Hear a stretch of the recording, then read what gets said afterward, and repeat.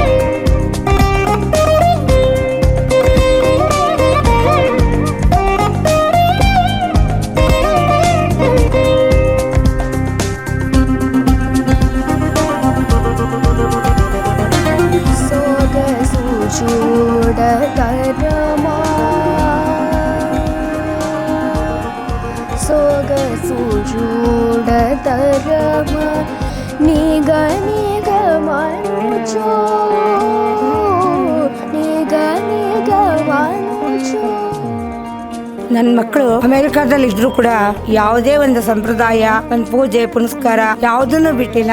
ನನ್ನ ಮೊಮ್ಮಕ್ಕಳಿಗೆ ಏನ್ ಮಾಡ್ಬೇಕಾದ್ರೂ ನಾನು ಎಲ್ಲ ಇಂಡಿಯಾದಲ್ಲೇ ಮಾಡ್ಬೇಕು ಅಂದಾಗ ಅವರು ಒಪ್ಪಿ ಬಂದು ನಮ್ಮ ಹಿರಿಯರೆಲ್ಲಾರ್ದು ಆಶೀರ್ವಾದವನ್ನ ನನ್ನ ಮಗ ಸೊಸೆ ಮೊಮ್ಮಕ್ಕಳಿಗೆ ಸಿಕ್ಕಿದೆ. ನಿನ್ನ ಜೊತೆ ಯಾವಾಗಲೂ ಜಗಳ ಆಡ್ತಿರ್ತೀನಿ, ಆಟ ಆಡ್ತಿರ್ತೀನಿ, ಯಾವಾಗಲೂ ನಿನ್ನ ಜೊತೆ ಇರ್ತೀನಿ. ಇವತ್ತು ನೀನು ದೊಡ್ಡವನಾಗಿ ನೋಡಿ ನಂಗೆ ತುಂಬ ಖುಷಿ ಆಗ್ತಿದೆ. 20 ವರ್ಷ ಆದಮೇಲೆ ನೀನು ಇದನ್ನ ನೋಡಿದಾಗ ನೆನಪಿಟ್ಕೊ, ನಾನು ನಿನ್ನ ಜೊತೆ ತುಂಬ ಖುಷಿ ಪಟ್ಟಿದ್ದೀನಿ, ನಿಂದು ಕಲ್ಸ್ಕಿತ್ತಿನೂ ಆಗಿದೆ ಅಂತ.